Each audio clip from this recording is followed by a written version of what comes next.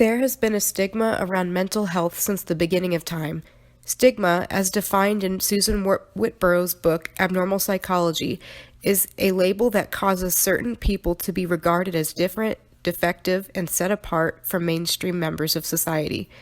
In order to understand the stigma around mental health in our youth today, let's take a look at some of the history leading up to the 21st century. From the beginning of time until around the 1700s, mental illness was thought to be explained by spiritual means. Back then, people thought the mentally ill were possessed by evil spirits and needed to be rid of demons. This was often done through trifling, which was literally used to create a hole in the skull of the demon-possessed person so that the evil spirit could exit the body. Humanitarians, appearing in the 1800s, saw the cruelty of the way the mentally ill were being treated and created a new stigma for their era that still manifests somewhat today.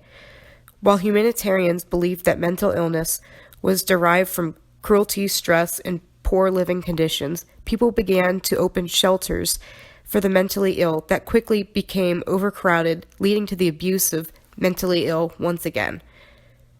While the scientific explanation had come and gone throughout the years with the scientific revolution and other major breakthroughs, in more recent times, Benjamin Rush, the founder of American psychiatry, rekindled interest in the scientific approach to mental health. This gave way to a reform in the poor hospital conditions and treatment of psychologically disturbed patients. This new wave in the scientific approach eventually led to the modern-day medication and SSRIs we have now.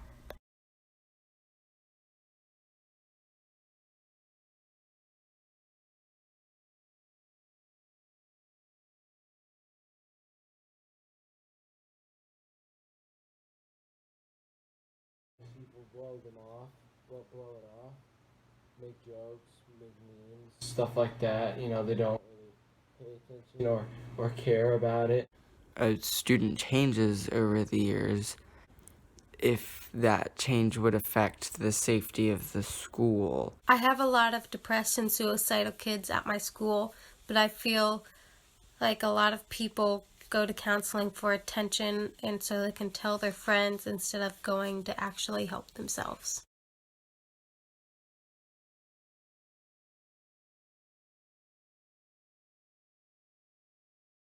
There were always those kids who looked a little out of place and just sat all the time, and people just made fun of them behind their backs and said mean things. But now things seem to be changing a little bit, and mental illness is starting to not be viewed so negatively. We have a required class every Tuesday and Thursday called United. I have a class, and it's called United Social Counseling Class. It is to teach us about kindness. Talk about stuff like, don't do drugs, don't smoke, don't do other deep stuff, bad stuff.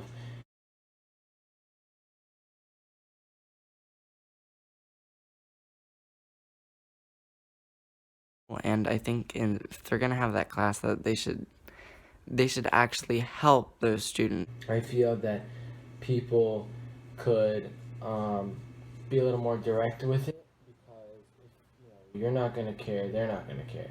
They don't care. They seem fine. Why should we care? They're fine. That's what that is. I've heard parents and older people say stuff like, why are you saying that you're depressed and that you've had thoughts about hurting yourself? Is it because it's the cool thing these days? I would like people to take mental illness seriously instead of brushing it off like it's nothing. Mental illness often brings feelings of loneliness, sadness, anxiousness, worry, exhaustion, loss of control, and so much more. Paul the Apostle wrote in the book of Galatians, "But the fruit of the Spirit is love, joy, peace, patience, kindness, goodness, faithfulness, gentleness, and self-control. Against such things there is no law." As we learn from 1st and 2nd Corinthians, the Holy Spirit is in us and with us always. This sets us free from the feelings that come with mental illness so that we can focus on the fruits of the Spirit that Paul talks about. Having said that, even when the knowledge of the never-ending presence of the Holy Spirit, people with mental illness aren't going to miraculously be cured. It takes time, patience, hard work and dedication, potential medication, and a healthy community to walk beside. Most importantly, it takes belief and trust in the one who understands us more than anyone else in existence, the one who was born only to be humiliated and put to death on a cross so that he could rise from the dead and save us from all the struggles mental illness brings and more. That one was, is, and always will be Jesus Christ.